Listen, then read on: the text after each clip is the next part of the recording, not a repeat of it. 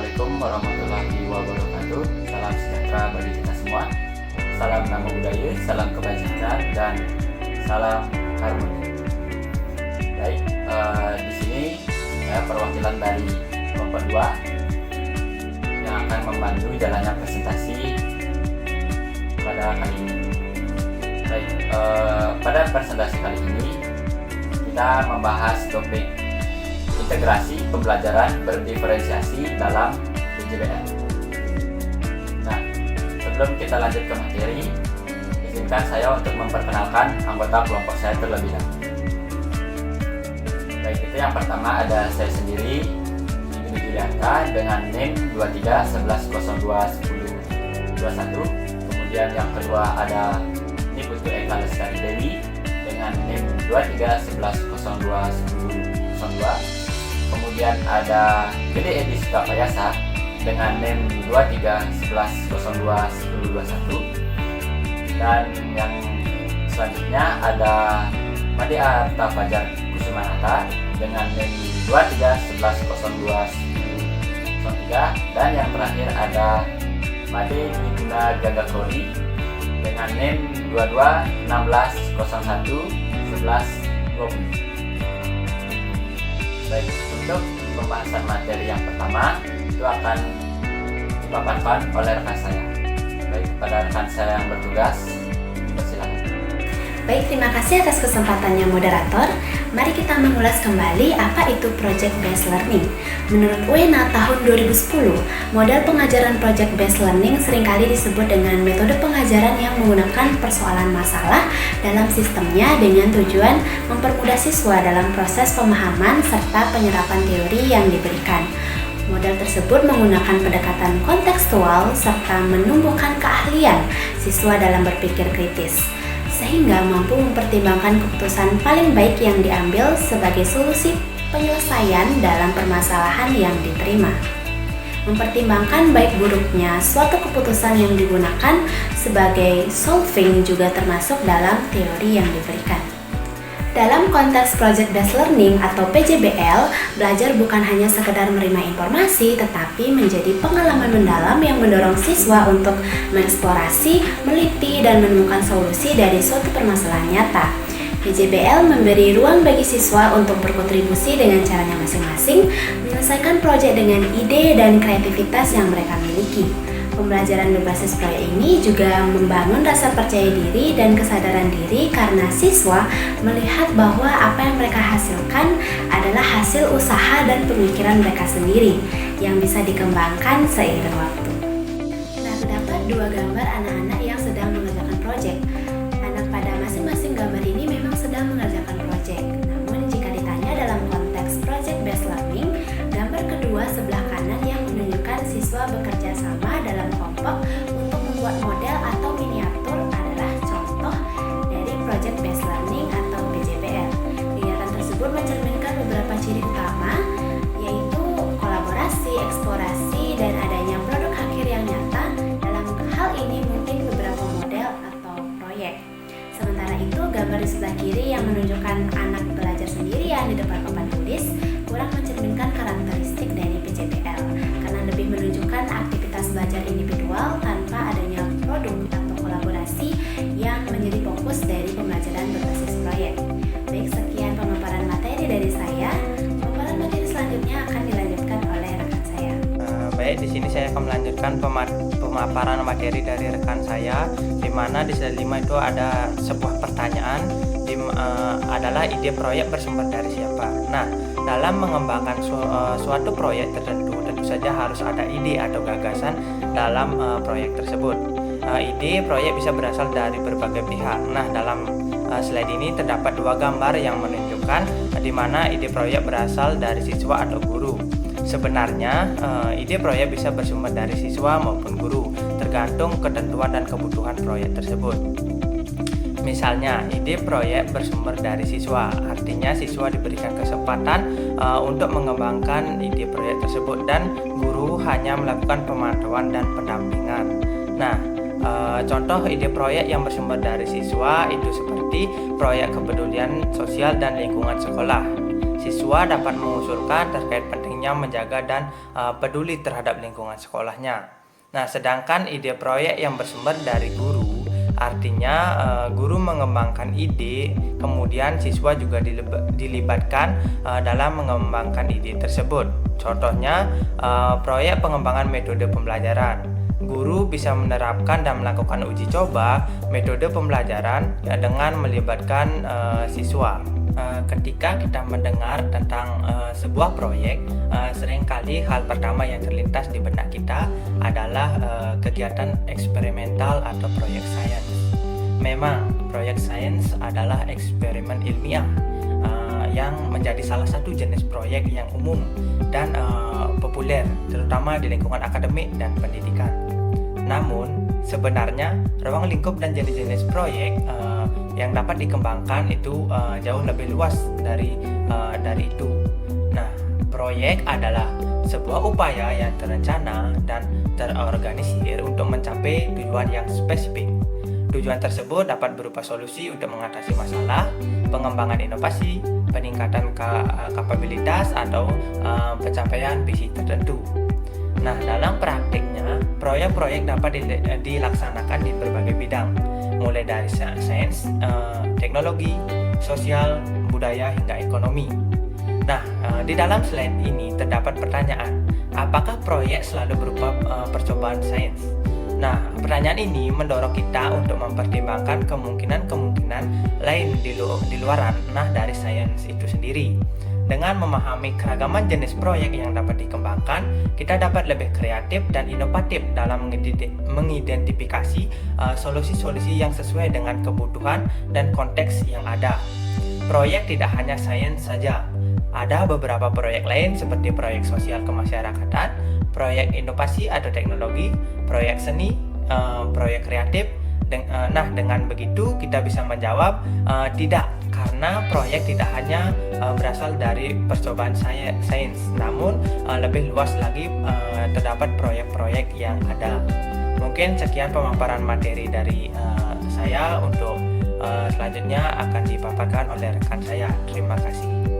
Baik, selanjutnya saya akan memaparkan mengenai gambar yang tertera pada layar berikut. Dan gambar tersebut menunjukkan perbandingan antara pendekatan penilaian tradisional di sisi kiri dan project-based learning di sisi kanan. Nah, di sisi kiri terdapat ilustrasi mengenai soal pilihan ganda beserta gambar benar dan salah. Nah, ini biasa digunakan dalam penilaian konvensional. Nah, metode ini mengukur pengetahuan siswa berdasarkan pilihan jawaban yang benar, tapi tidak selalu mencerminkan pemahaman yang mendalam atau kemampuan berpikir kritis dari siswa tersebut.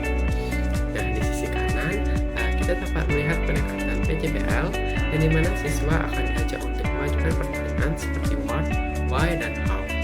Nah, PJBL ini berfokus pada proses eksplorasi, kolaborasi, dan juga refleksi melalui proyek yang nyata, dan juga disertai dengan umpan balik yang berkesinambungan. Nah, pendekatan ini dapat membantu siswa dalam memahami materi dengan lebih mendalam melalui penerapan dalam kehidupan yang nyata, dan juga sekaligus mengembangkan keterampilan komunikasi, keterampilan kerjasama, dan juga problem solving. Baik, selanjutnya saya akan memaparkan kembali gambar yang tertera pada layar. Nah, gambar kali ini menggambarkan suatu project-based learning sebagai sebuah model pembelajaran yang mengutamakan kreativitas dan penerapan pengetahuan. Nah, di bagian kiri terdapat ilustrasi seseorang yang berpikir dan juga menciptakan ide yang digambarkan dengan bola lampu. Nah, hal ini menunjukkan bahwa PJBL dapat mendorong siswa untuk berpikir kreatif dan juga dapat mengembangkan solusi melalui proyek yang mereka kerjakan. Nah, di bagian kanan terdapat berbagai contoh produk dari pembelajaran berbasis proyek, misalnya seperti poster, hasil karya seni, dan juga laporan yang menunjukkan hasil konkret dari penerapan PJBL. Nah, dengan membuat produk akhir yang nyata, siswa tidak hanya memahami teori, tapi juga memiliki pengalaman langsung dalam proses pembelajaran. Nah, pada gambar sisi kiri, dapat kita lihat ada plus dan juga tanda minus pada gambar di bawah lampu. Nah, hal ini dapat mencerminkan atau bermakna bahwa PJBL juga memiliki kelebihan dan kekurangan. Nah, kelebihan dari PJBL ini itu pertama meningkatkan keterampilan berpikir kritis dan juga kreatif. PJBL dapat melibatkan siswa dalam menyelesaikan masalah yang nyata dan juga mengasah keterampilan berpikir kritis dan kreatif dari siswa. Kemudian yang kedua yaitu pembelajaran yang bermakna. Siswa dapat menghubungkan pembelajaran dengan kehidupan nyata sehingga dapat menjadikan materi lebih relevan dan bermakna.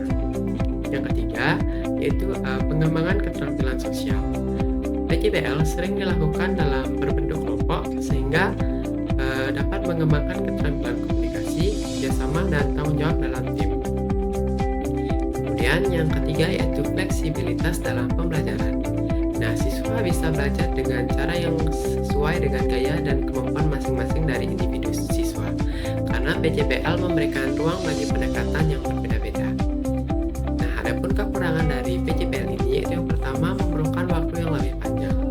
PJBL membutuhkan waktu yang cukup lama karena siswa harus melakukan riset, merencanakan, dan juga menyelesaikan proyek yang mungkin sulit diterapkan jika kurikulum terlalu padat. Kemudian yang kedua yaitu persiapan dan perencanaan guru yang lebih kompleks. Nah, guru harus merancang proyek yang relevan dan sesuai dengan kemampuan siswa, sehingga hal ini dapat memerlukan waktu dan usaha yang lebih lama dan lebih dalam persiapannya. Kemudian yang ketiga yaitu kesulitan dalam penilaian. Karena melibatkan aspek proses dan produk, PJBL memerlukan metode penilaian yang lebih komprehensif dan juga lebih kompleks, yang dimana terkadang sulit diterapkan dalam format penilaian standar. Yang keempat yaitu potensi ketidakmerataan peran di kelompok.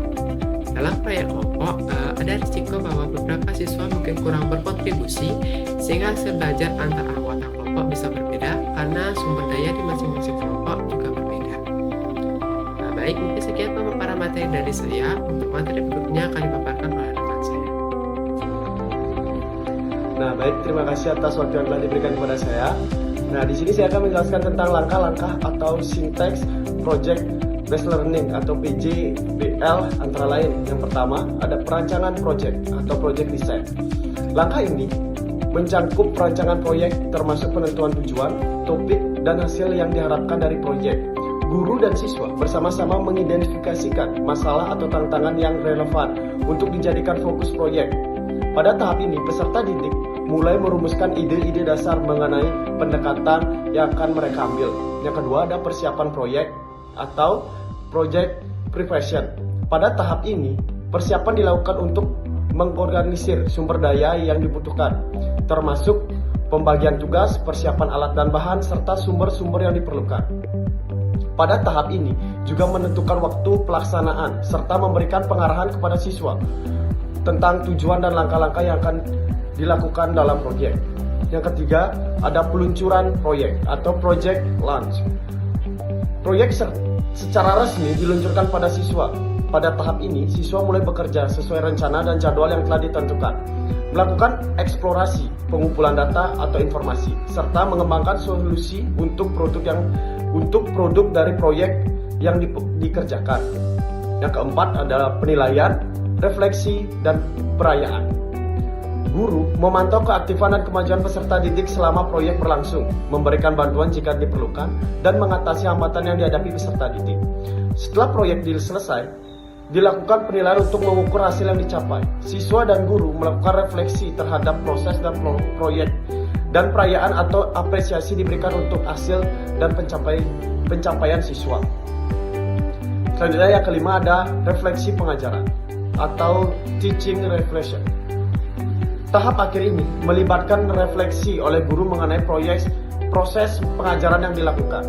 Guru mengevaluasi efektivitas pendekatan PJBL, menentukan apa yang berjalan dengan baik dan apa yang perlu ditingkatkan di masa depan. Baik, pada slide ini terdapat tabel yang membandingkan dan menjelaskan perbedaan utama antara proyek biasa dengan pembelajaran berbasis proyek dalam konteks pendidikan. Proyek dapat dilakukan sendiri, terlibat dengan orang lain. Selanjutnya ada PJBL, membutuhkan kolaborasi antara siswa dan bimbingan dari guru untuk mencapai hasil yang diharapkan PJBL, mendorong kerja tim dan saling berbagi ide. Yang kedua ada fokus utama. Pada fokus utama ini, terdapat dua juga bagian. Yang pertama ada proyek berfokus pada produk akhir dan hasil dari proyek. Selanjutnya ada PJBL lebih menekankan pada proses pembelajaran, di mana siswa belajar melalui pengalaman dan langkah-langkah yang dilakukan selama proyek. Yang ketiga ada arahan pembelajaran. Dalam proyek pembelajaran biasanya diarahkan sepenuhnya oleh guru, di mana siswa mengikuti instruksi langsung dari guru. Dalam PJBL, pembelajaran diarahkan sepenuhnya oleh siswa, di mana siswa memiliki kontrol lebih besar atas proyek dan pengambilan keputusan. Yang keempat, ada konteks kehidupan nyata.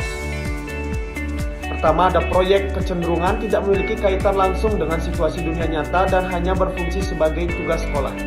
Kedua, ada PJBL biasa berbasis pengalaman atau masalah yang relevan dengan kehidupan nyata, sehingga membantu siswa memahami aplikasi praktis dari pengetahuan yang mereka pelajari. Yang kelima, ada waktu pelaksanaan dan dalam pembelajaran. Pertama, ada proyek dilakukan setelah pembelajaran ini selesai sebagai tambahan atau penerapan dalam pembelajaran. Yang kedua, ada dalam proses PJBL. Pembelajaran terjadi secara bersama dengan proyek, di mana siswa memperoleh pengetahuan dan keterampilan melalui pelaksanaan proyek itu sendiri. Yang terakhir ada tujuan proyek. Yang pertama, ada semua proyek cenderung memiliki tujuan yang sama untuk setiap siswa. Fokusnya pada proyek dalam seragam atau sama. Yang kedua, ada dalam PJBL, siswa diberikan kebebasan untuk memiliki pendekatan serta keterampilan mereka sendiri, yang memungkinkan hasil proyek yang bervariasi berdasarkan pilihan dan kreativitas siswa. Nah, jadi kesimpulannya, proyek bisa hanya yang menekankan produk akhir tanpa melibatkan konteks kehidupan nyata atau pengambilan keputusan oleh siswa. Sedangkan PJBL lebih terfokus pada proses pembelajaran melalui keterlibatan aktif siswa dalam menghadapi masalah di dunia nyata dengan bimbingan guru. Baik, di sini saya akan melanjutkan materi yang membahas tentang elemen utama PJBL. Itu elemen yang pertama dalam pembelajaran batch learning, itu ada challenging problem or question. Project dirancang berdasarkan masalah atau pernyataan yang menantang untuk membangkitkan rasa ingin tahu siswa.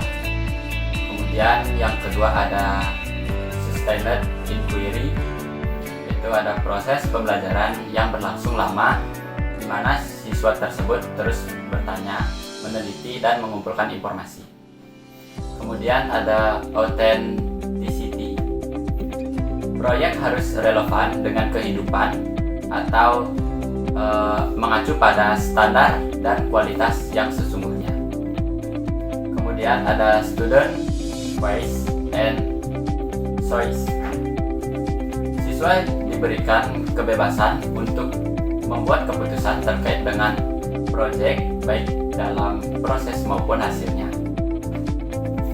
Kemudian ada reflection. Siswa dan guru merenungkan proses pembelajaran yang terjadi, mengevaluasi kualitas pekerjaan, dan mengidentifikasi tantangan yang dihadapi. Kemudian ada critique and revision. Siswa diberikan kesempatan untuk menerima dan menerapkan umpan balik untuk meningkatkan proyek mereka. Nah, yang terakhir ada public product. Nah, hasil proyek ditampilkan kepada publik, bukan hanya kepada guru, agar siswa dapat menjelaskan proses kerja mereka. Nah, dilihat dari bagian tengah diagram tersebut, yang menekankan bahwa tujuan utama dari PJBL adalah memperoleh pengetahuan kunci atau key knowledge, kemudian pemahaman mendalam, understanding, dan keterampilan sukses skill. Nah, selanjutnya ada elemen berdiferensiasi konten, proses, dan produk. Nah, dalam berdiferensiasi ini kita bisa membagi beberapa siswa untuk membentuk kelompok berdasarkan pemahaman mereka, cepat atau lambatnya pemahaman mereka. Nah, dari sini kita bisa membagi menjadi 3 kelompok. Itu kelompok yang membutuhkan bimbingan, ada kelompok yang cukup mahir, dan kelompok yang sudah mahir. Nah, untuk berdiferensiasi konten, itu untuk kelompok yang membutuhkan bimbingan, itu bisa diberikan untuk mempelajari 3 hal terpenting apa yang menjadi pembahasan topik tersebut. Kemudian untuk kelompok yang cukup mahir itu bisa diberikan untuk mempelajari keseluruhan materi, dan kelompok yang terakhir itu kelompok yang sudah mahir itu bisa diberikan pengayaan. Nah, itu untuk berdiferensiasi konten. Kemudian untuk berdiferensiasi proses, itu untuk siswa dengan kelompok yang membutuhkan bimbingan itu bisa diajarkan secara langsung. Kemudian untuk kelompok yang cukup mahir itu bisa diawali dengan modeling atau dikombinasikan dengan kerja mandiri, praktek, dan review. Kemudian kelompok siswa yang sudah mahir itu diberikan pemantik untuk tugas mandiri. Nah, selanjutnya untuk berdiferensiasi produk. Untuk siswa yang membutuhkan bimbingan itu bisa menjawab pertanyaan terkait dengan konten atau materi yang sudah diberikan. Kemudian kelompok siswa yang cukup mahir itu dapat membuat presentasi untuk menunjukkan permasalahan sederhana. Kemudian untuk kelompok siswa yang sudah mahir itu bisa membuat suatu inovasi atau menelaah permasalahan kompleks, atau juga kita bisa memberikan solusi untuk permasalahan yang ada dalam pembelajaran tersebut. Baik, untuk selanjutnya kita masuk ke tahap kesimpulan. Nah, PJBL adalah salah satu metode pembelajaran yang menitikberatkan pada keterlibatan siswa secara aktif dalam menyelesaikan proyek nyata atau simulasi proyek sebagai bagian dari proses pembelajaran. Nah, ciri utama PJBL yaitu dengan adanya kolaborasi dan adanya produk yang nyata. Dalam pengembangan proyek, tentu saja kita memerlukan ide. Nah, ide proyek bisa berasal dari mana saja, tergantung kebutuhan yang diperlukannya.